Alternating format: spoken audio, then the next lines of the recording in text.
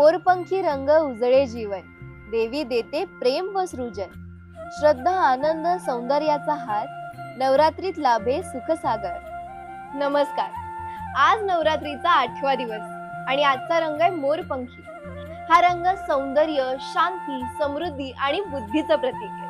नवरात्रातला हा दिवस महाअष्टमी मानला जातो आणि भक्त महागौरीची पूजा करतात. नारळ अर्पण करून सौंदर्य, समृद्धी आणि बुद्धीची प्रार्थना करतात. आजच्या दिवशी मोरपंखी रंगात सौंदर्य आणि तेज अनुभवण्यासाठी विमल सन्सच्या खास मोरपंखी साड्यात सजून स्वतःची चमक वाढवा.